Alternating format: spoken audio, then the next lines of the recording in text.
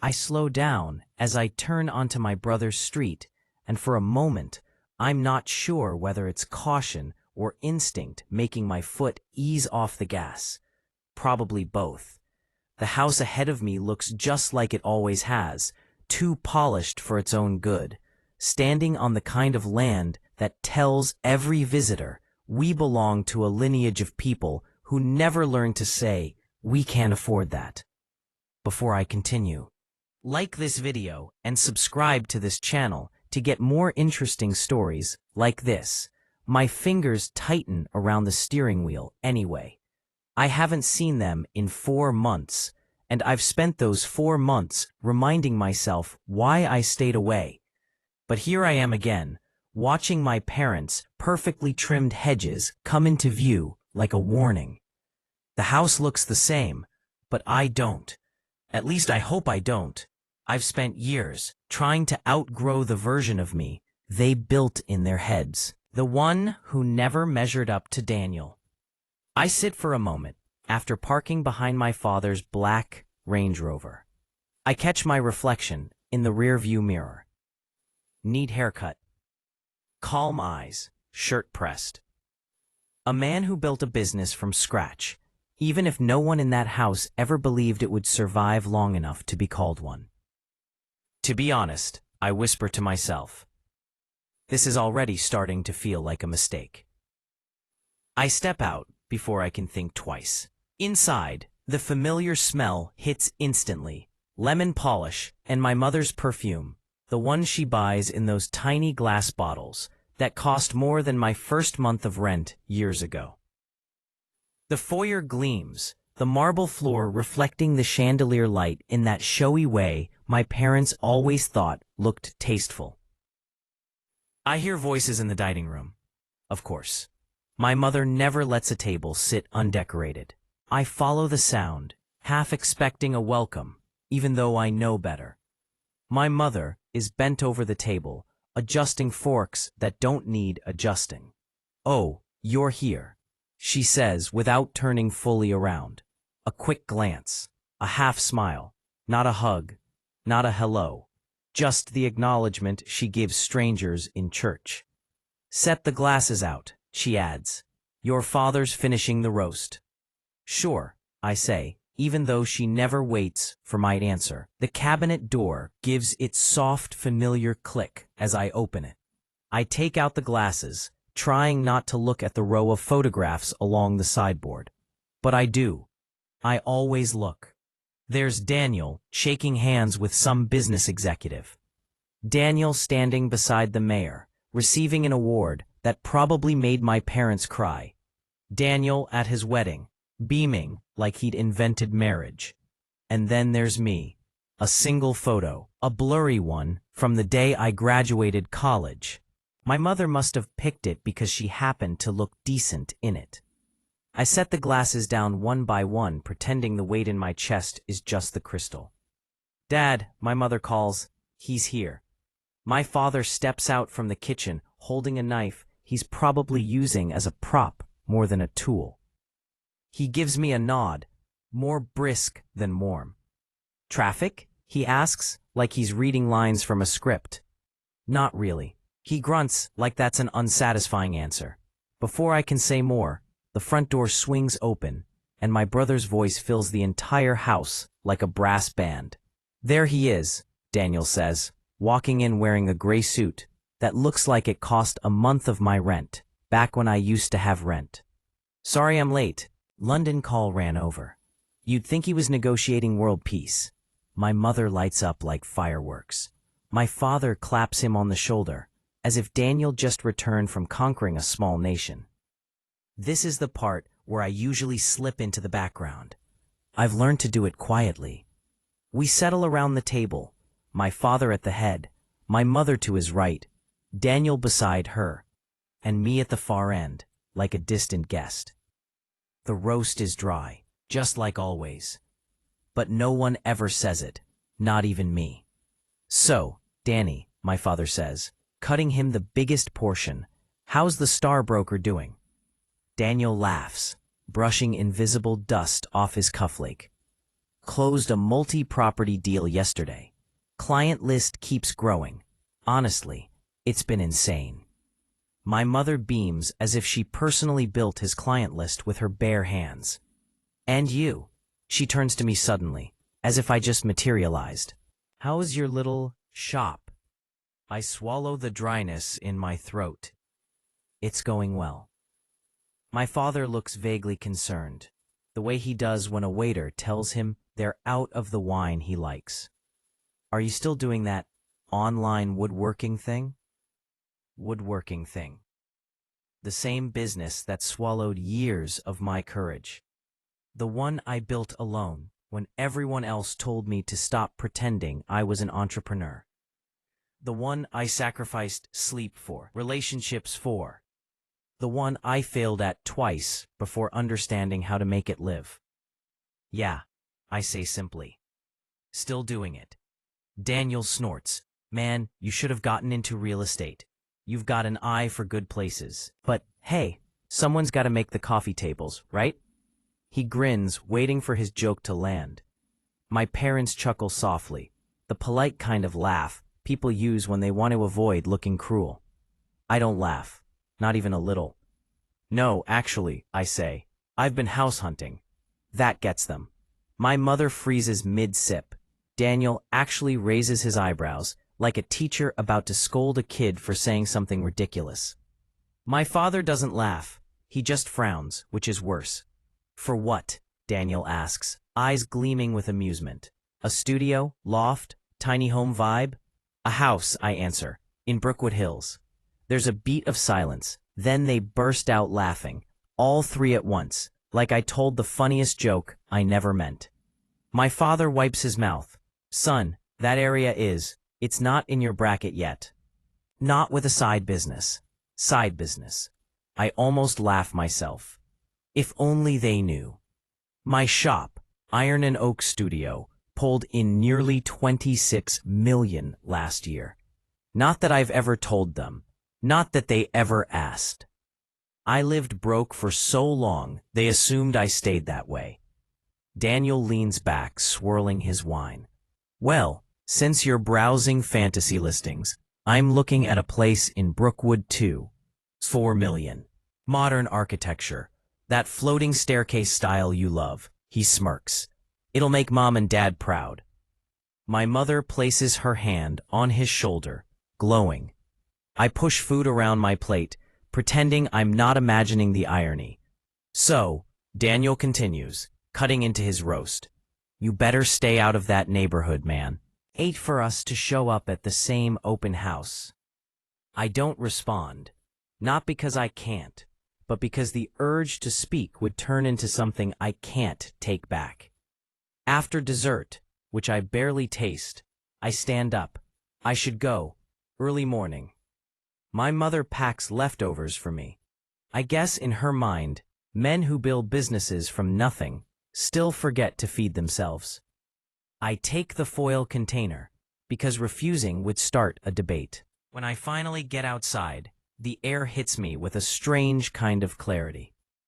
I sit in my car, hands resting lightly on the wheel, though they're trembling slightly. Enough. The word arrives quietly, but it settles deep. I've let them live inside a story they wrote about me years ago. A small story. A neat one. One where Daniel shines and I stay dim. I reach for my phone. Eli, my business partner, answers on the second ring. You survive family dinner? I laugh, but it's hollow. Not sure survive is the right word. You sound different. Maybe. Listen, Daniel's looking at a house in Brookwood Hills. $4 million. You know the one I liked? Oh, the modern glass place with the steel staircase? Eli says. Yeah, what about it? I want it. He's quiet for a beat. Well, to be honest, you can buy it 10 times over. Finally ready to pull the trigger? Yes, I say. There's something steady in my voice I haven't heard in a long time, but I want it now. Eli chuckles. This going where I think it's going? Probably. You're allowed, he says.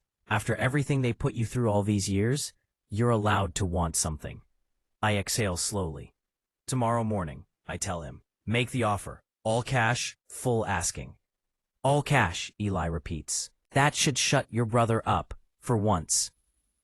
I smile softly, watching the Walker house shrink in my rear view as I pull away. They think I'm small, I say.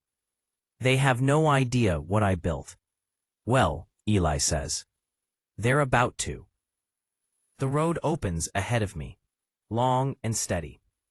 And for the first time in a long time, I feel like I'm driving toward my life, instead of running from theirs. Walking back into that building felt like stepping into the final act of a play I didn't write, but somehow ended up starring in. I think people underestimate what it does to you when someone you trusted tries to cut you out of your own life's work. It doesn't just sting, it rearranges something inside you. It makes you see the world differently, sharper, almost painfully clear. The morning air had the kind of heaviness that tells you something irreversible is coming.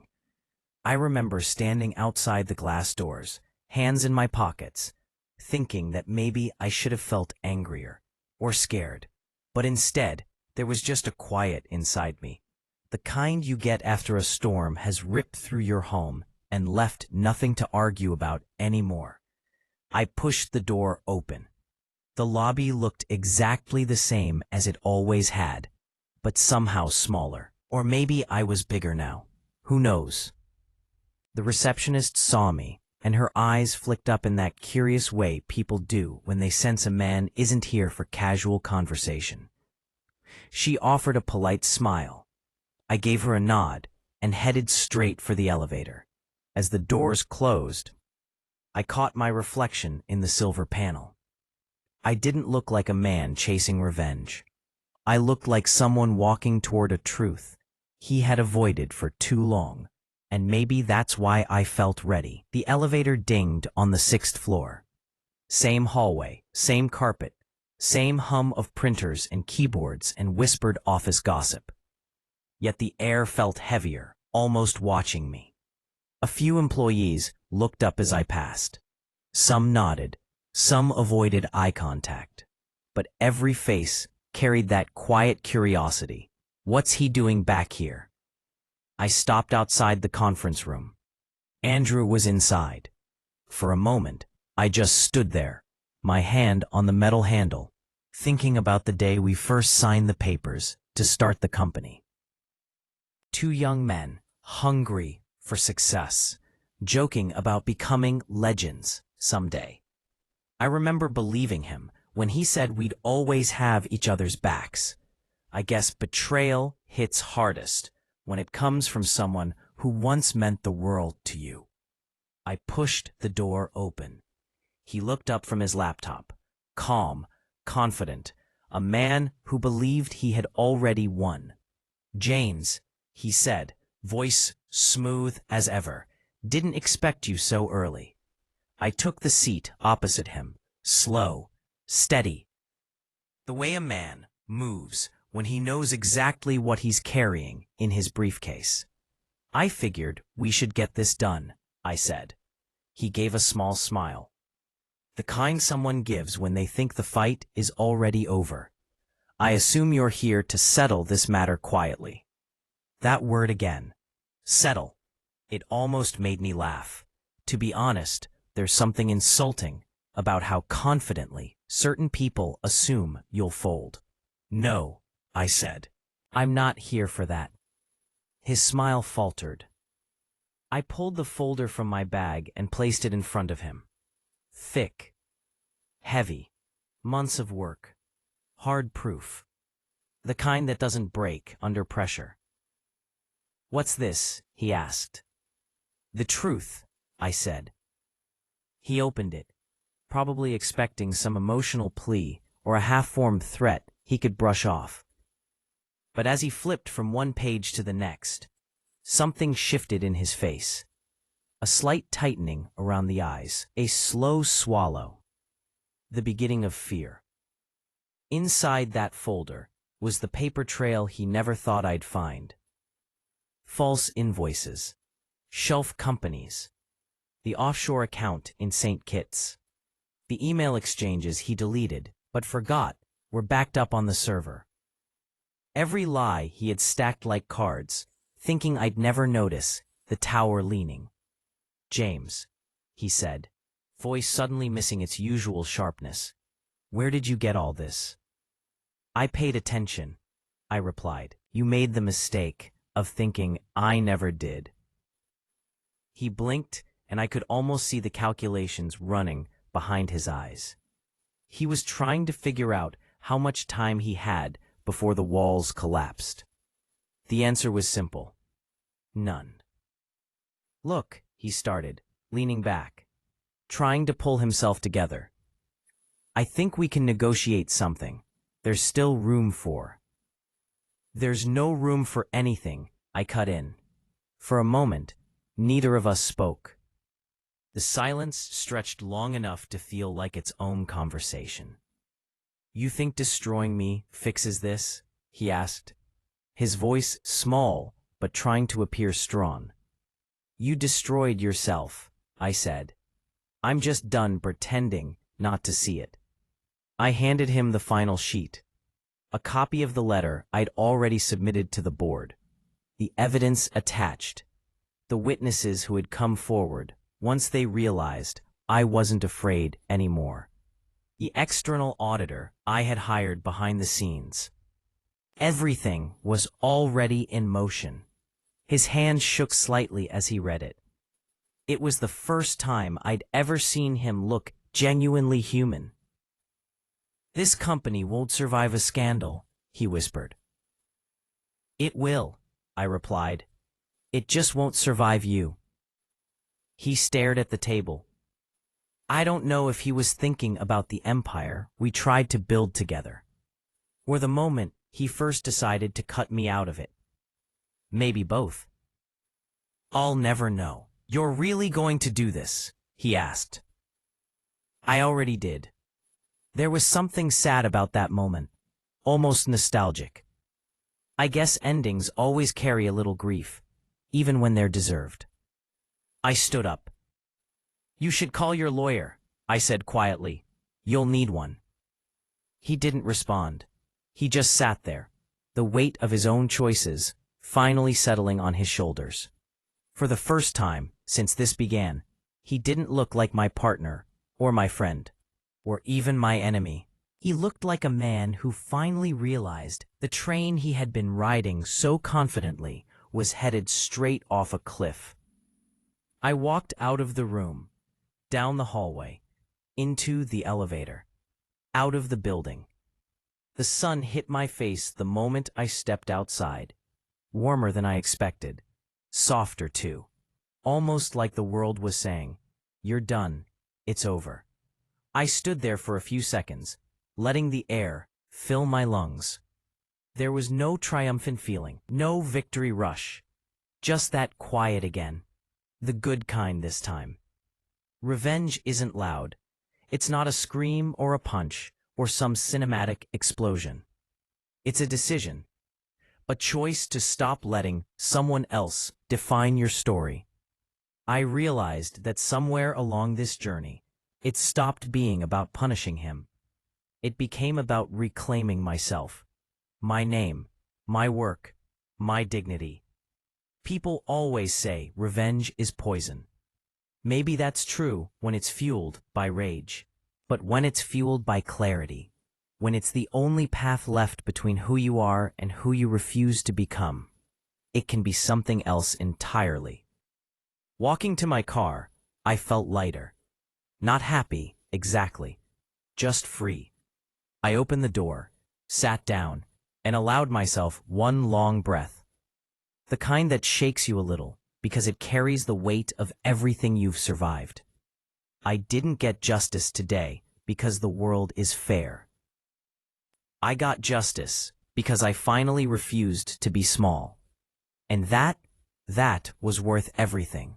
I stood in my corner office, the city lights stretching out like the opportunities I'd clawed back for myself. Their disbelief lingered in my mind, a quiet reminder of all the years they'd underestimated me.